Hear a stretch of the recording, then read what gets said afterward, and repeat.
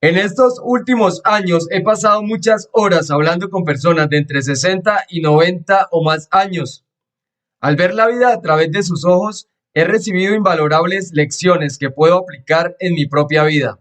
Cuando era más joven y contaba con más energía y vitalidad de la que podía llegar a aprovechar, no tenía idea de los efectos del proceso de envejecimiento, ni me importaban. Para mí la vida era una gran fiesta excitante.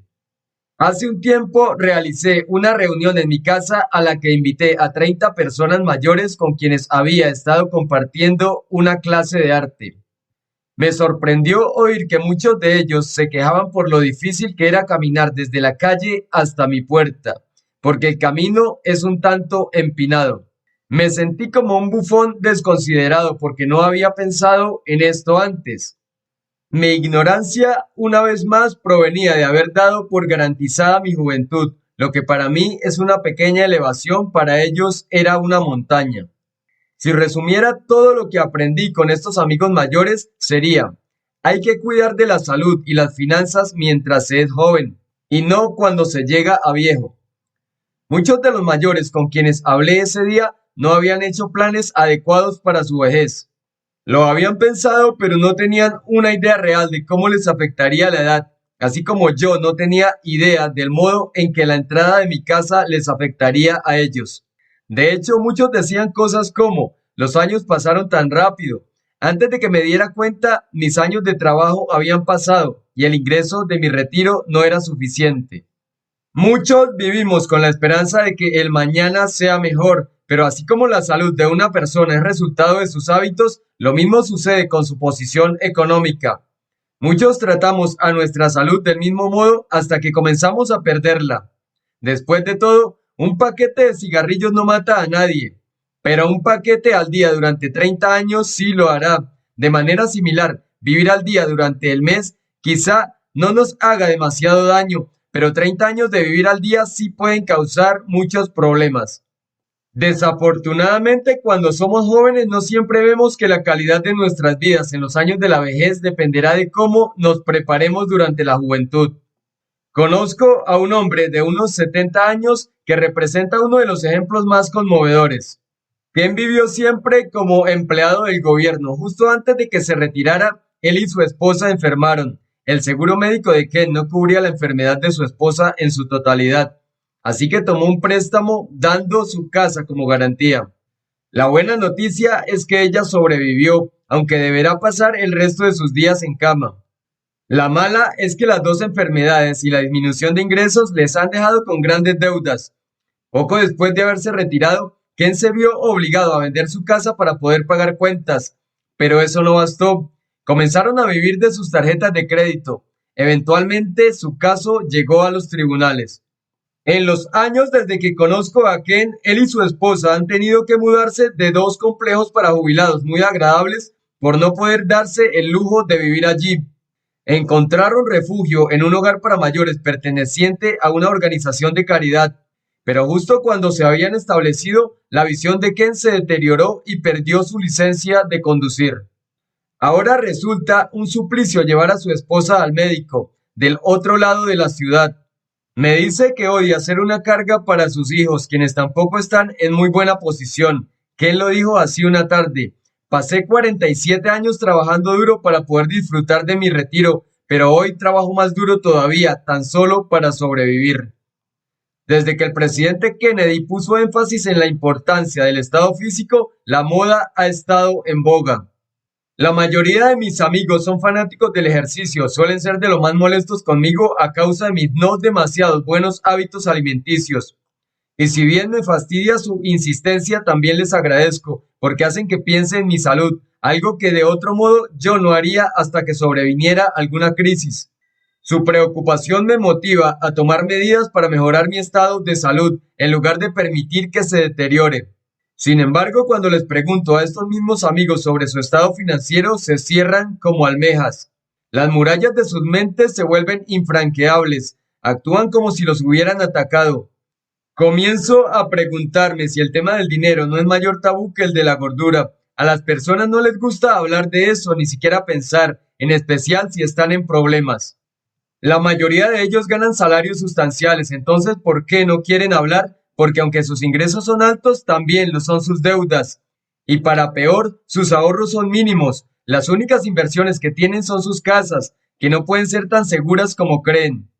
Como tantos otros, apenas llegan a fin de mes porque gran parte de su ingreso se destina a pagar deudas debidas a excesos del pasado. A menudo la gente dice que adquieren su casa como inversión.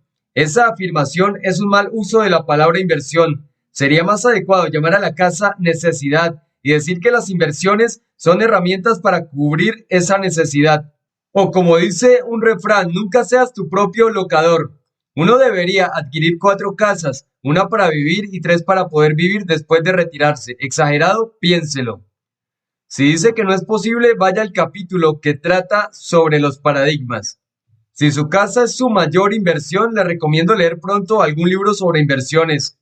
Luego, hable con gente mayor ya retirada, personas que hayan planificado bien y otros que no lo hayan hecho. Muchas personas de mediana edad, nacidas entre 1946 y 1964, los así llamados baby boomers, siguen pensando como sus padres, que su hogar y su ingreso de retiro les alcanzarán para el futuro.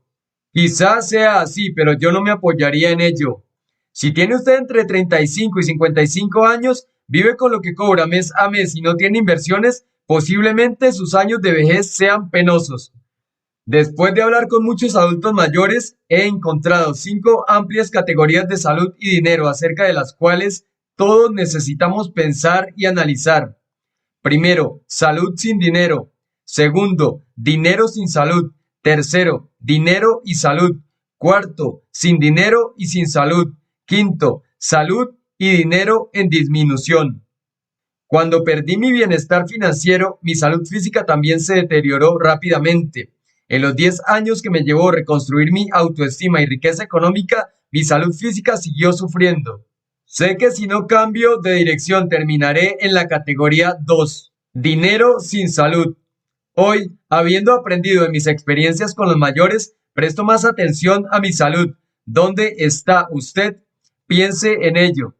Si sigue el curso por el que anda hoy, ¿dónde se encontrará cuando lleguen a su fin sus años laborales? ¿Contará con la salud y los recursos financieros que desea?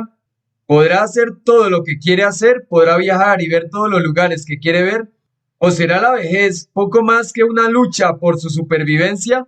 ¿Pasará sus años de vejez preocupado por los catastróficos gastos médicos y por una inadecuada cobertura de salud?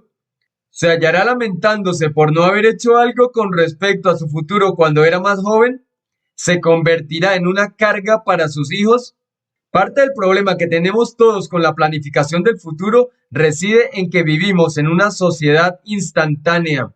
Todos queremos cosas ahora mismo y existe una expectativa de que todo debería estar a nuestra disposición al momento de necesitarlo. Tenemos restaurantes de comida rápida, minimercados, lavaderos de autos automáticos y cajeros automáticos. Parece que en realidad no tenemos que planificar nada. En el pasado la gente tenía que organizar las operaciones bancarias según los días y horarios de los bancos. Ahora se pueden realizar extracciones y depósitos con ayuda de una máquina a las 24 horas del día e inclusive operar por internet desde los hogares.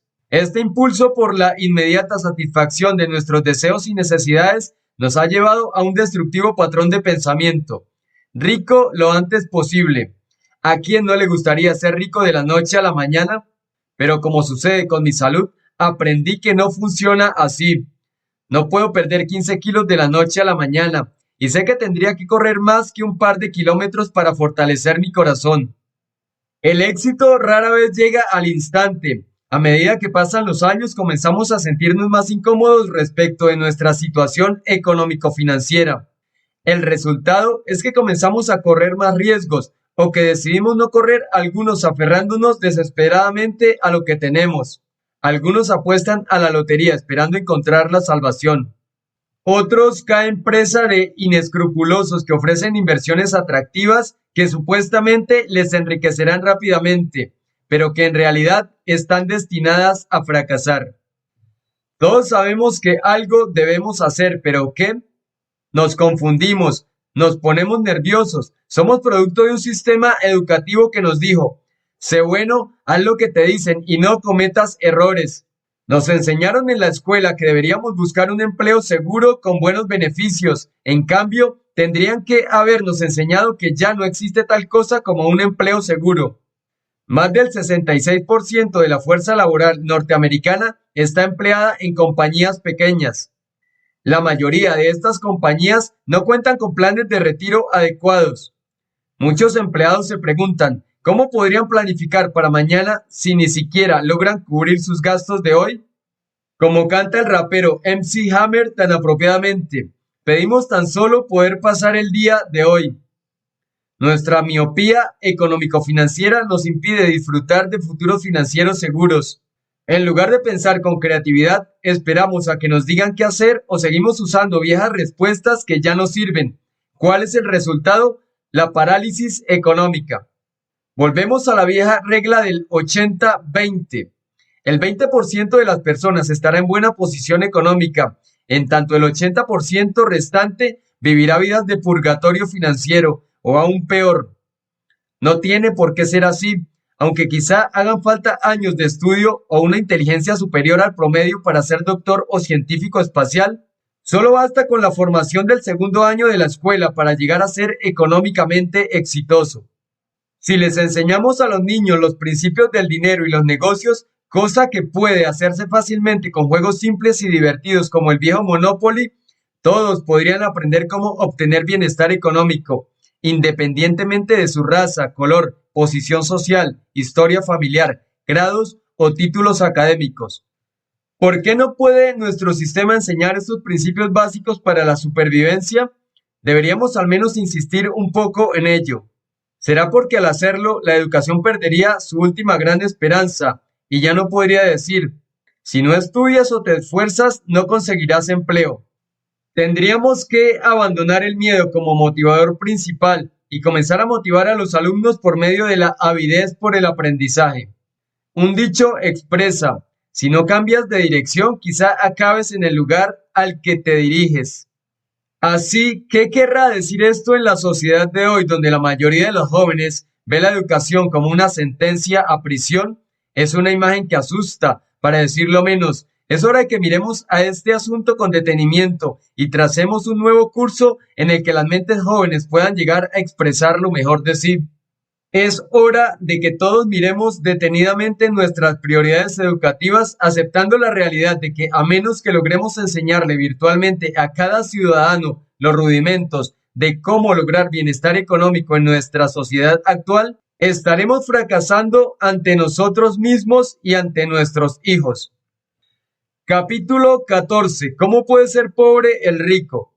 Mejor es el pan con corazón contento que la riqueza con maldición. Amenemope, siglo XI.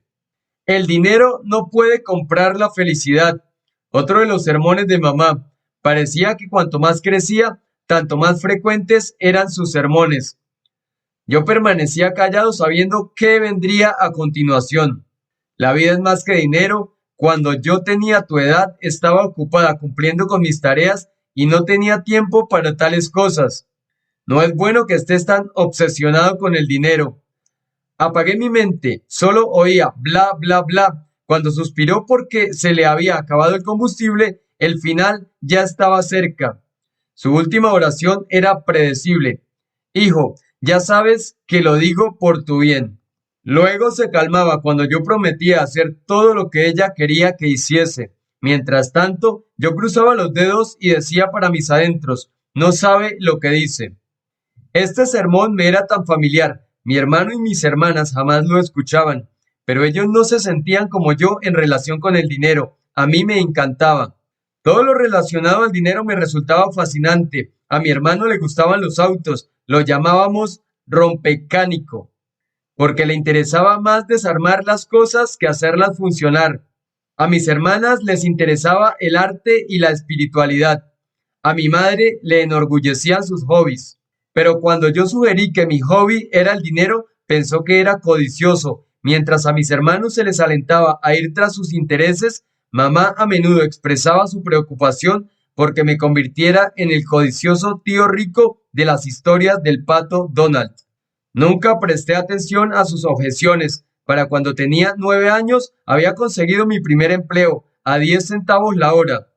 Después fabriqué mi propio dinero en papel y en metal, hasta que papá me explicó que esto era falsificar y por lo tanto ilegal. Tuve que dejar de hacerlo justamente cuando mejor me salía. A los 10 años me asocié al club de campo y comencé a jugar golf. Papá lo vio como algo divertido, ya que él nunca había sido socio de un lugar así y se preguntaba cómo un niño de mi edad había logrado entrar. Había negociado. A medida que crecía, también lo hacía mi obsesión por el dinero y la vehemencia de los sermones de mamá. El dinero no puede comprarte amor, repetía. Como argumento, yo señalé a los hombres ricos de la ciudad que tenían lindas y jóvenes esposas o novias. Ese día casi me abofeteó. A pesar de los muchos esfuerzos de mi padre por hacerme cambiar, pasé la mayor parte de mis primeros 34 años yendo detrás de mi primer amor, el dinero. Luego, un día me pregunté, ¿hay algo más en la vida que dinero, objetos atractivos, autos veloces, vino, mujeres y música? En este punto de mi vida comencé a apreciar un poco más la opinión de mi madre. Ella asociaba el dinero con la gente codiciosa, mala, manipuladora, inmoral y sin escrúpulos. Es cierto, el mundo está lleno de personas así, y yo fui un poco así durante varios años.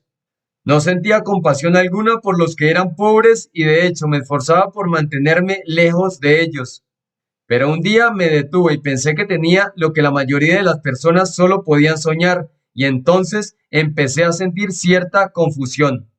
Mis padres habían trabajado principalmente para satisfacción de su mente y su alma. Mi madre era enfermera certificada y trabajaba por amor a las personas. Mi padre era maestro y trabajó motivado por el mismo amor. Durante 2 años trabajaron con las fuerzas de paz del presidente Kennedy.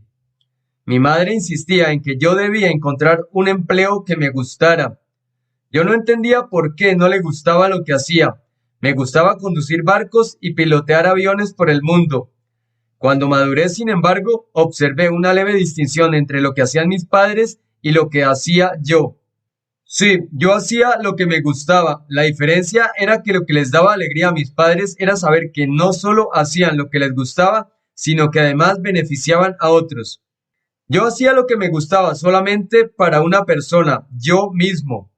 El trabajo de ellos hacía del mundo un lugar mejor. Era una forma de riqueza que yo debía admitir que no tenía. Con todos mis dólares me hallaba viviendo en cierta forma de pobreza. David Suzuki, el gran canadiense de ascendencia japonesa, ofrece un relato que resume de manera acabada mi pensamiento. Él se ha destacado, entre otras cosas, por su investigación sobre la mosca de la fruta. Relataré su historia con mis propias palabras, tomada de su libro Metamorfosis. Comienza trazando un paralelo entre las vidas de las personas y la de la mosca de la fruta. Después de nacer, tanto los humanos como estos insectos comienzan a responder a su entorno. Crecen, aprenden y logran mayor movilidad. La mosca o gusano pasa por una serie de cambios. El niño atraviesa por diversas etapas de maduración, aprendiendo a caminar y hablar, y luego por la pubertad y demás. Cuando recién nacen, tanto uno como otro se hallan en la etapa del yo. Luego la oruga entra en la fase de la crisálida o pupa. En las mariposas, esto sucede cuando el gusano teje su capullo para más tarde emerger como mariposa. En esta fase, la mosca de la fruta digiere lo que ha acumulado. El humano digiere experiencias, información y conocimiento. Atraviesa la metamorfosis y luego vuela por el planeta cumpliendo la misión para la que fue genéticamente diseñada. Aquí es donde los humanos y la mosca de la fruta difieren. Suzuki dice que la diferencia entre los humanos y la mosca de la fruta es que muchas personas siguen siendo orugas, creciendo, haciéndose más ricos y poderosos, pero sin que esa evolución también sea acompañada con más sabiduría, sensibilidad o compasión.